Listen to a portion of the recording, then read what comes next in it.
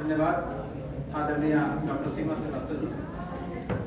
महाकवि गोस्वामी तुलसीदास जी का एक दोहा मुझे याद आता है आज की स्मृति सभा को देखकर कि जड़ चेतन जग जीव जग सकल नाम मैं जानी, बंदम सबके पद कमल सदा जोड़ी जुटवानी।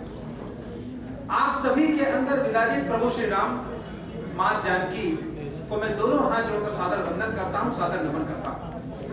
मंचस्थ तमाम अतिथियों का और सदन में विराजित तमाम साहित्यकारों का, काव्य रसिकों का, स्नेही स्वजनों का मैं हार्दिक आभार व्यक्त करता हूं।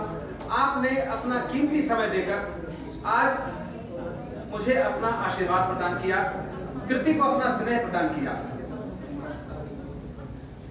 मात वागेश्वरी प्रभु श्री राम की कृपा से ही मैं प्रभु राम पर कुछ लिख पाया हूं।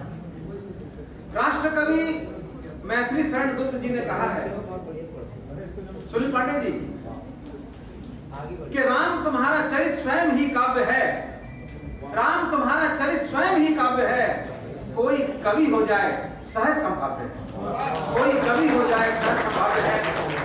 आज से 3 वर्ष पूर्व जब मैंने प्रभु राम पर एक क्षण स्वतः मेरे जहन में आ गया, जब मैंने लिखा तो मुझे इतनी अधिक खुशी हुई, इतनी अधिक खुशी हुई कि मैंने मन बनाया कि मैं प्रभु श्री राम चरित्र लिखने का प्रयास करूंगा और कोशिश करूंगा पूरी मानस में अपने छंदों में लिख सकूं। मन मेरा था जब, और मां सरस्वती का मुझे क्रमशः आशीष मिलता गया और एक एक कर लाला जी, एक एक कर जब 109 छंद हो गए तब कृति रग रग में है राम के नाम से प्रकाशित हुई और आज आपके समक्ष है। प्रभु श्री राम पर लिखना सरल है और कठिन भी है। कठिन इसलिए है कि प्रभु श्री राम सबके हैं, तो सभी के भावों को मुझे ध्यान रखना होगा।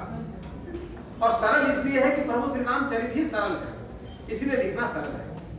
कृति में मुझे, कृति लेखन में मुझे समय समय पर तमाम साहित्यकारों का, साथियों का मुझे मार्गदर्शन मिला, स्नेह मिला। आदरणीय डॉक्टर चित्रंजन कर साहब मंचासीन है, आपका मुझे निरंतर स्नेह मिला, मार्गदर्शन मिला, मैं आपका धन्यवाद ज्ञापित करता हूं। तमाम विद्वजनों के आशीष, मार्गदर्शन से मैं कृति को पूरा कर पाया। प्रस्तुत कृति के कुछ छंद आप सबके समक्ष सादर निवेदित कर रहा हूं। जहां जहां आपको मेरी बात अच्छी लगे, जहां जहां बात आपके दिल को स्पर्श कर सके, वहां आप अपनी करतब ध्वनि से मुझे अपना आशीर्वाद प्रदान करेंगे। महाकवि गोस्वामी तुलसीदास जी ने एक जगह लिखा है कि भनिति मोरी सब गुण रहित, विश्व विदित गुण एक, सो विचारी सुनिहि सुमति जिनके विमल विवेक। मेरी कृति में ऐसा कोई गुण नहीं है सिवाय इसके कि यह प्रभु श्री राम पर लिखी गई है। इसी भाव से आप मेरी रचना को सुन लेंगे तो मेरा लिखना और मेरा पढ़ना दोनों सार्थक हो जाएगा। सबसे पहला छंद मात वागेश्वरी मां जानकी, प्रभु श्री राम भाई लखन और हनुमंत के श्री चरणों कि मात वागेश्वरी का हो सर पर हाथ मेरे, मात वागेश्वरी का हो सर पर हाथ मेरे, राम का चरित्र प्यारा मैं भी लिख पाऊंगा। मात वागेश्वरी का हो सर पर हाथ मेरे, राम का चरित्र प्यारा मैं भी लिख पाऊंगा। लक्ष्मण की कृपा के पुष्प यदि खिल जाएं, लक्ष्य पर चम में भी लहराऊंगा। और माता जानकी का नेह साथ मेरे रहा यदि, कर्ज मातृभूमि वाला कुछ तो चुकाऊंगा। और हनुमंत का आशीष, हनुमंत का आशीष शीश पे बना रहा तो, राम का संदेश जन जन को सुनाऊंगा।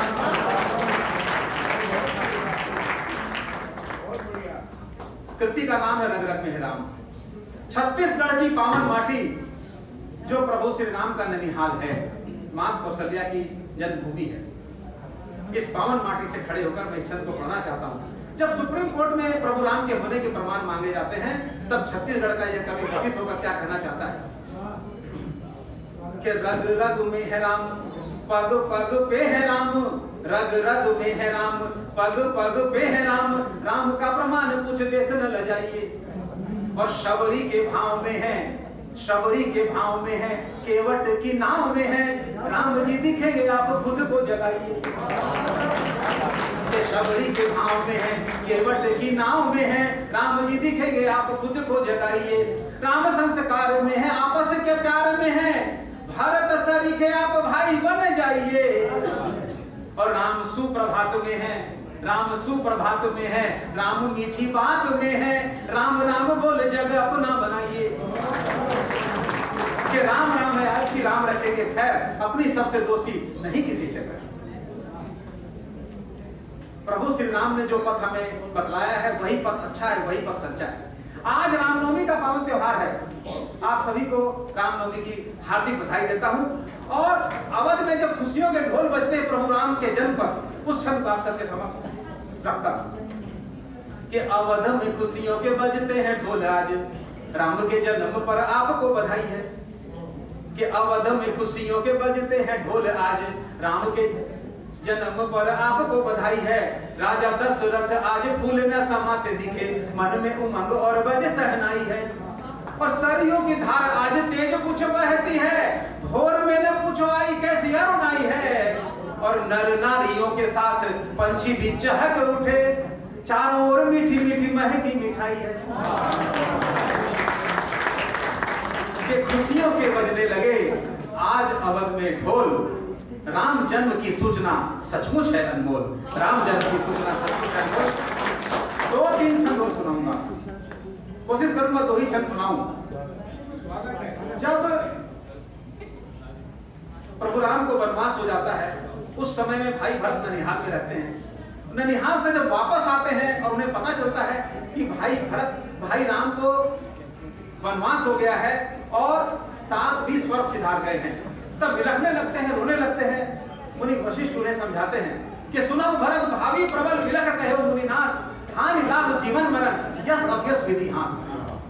और भरत की मनोदशा को मैंने एक छंद में लिखने की कोशिश की है कि वनवास राम जी को, करुण रस का छंद है, मुख्य भाव शोक है कि वनवास राम जी को।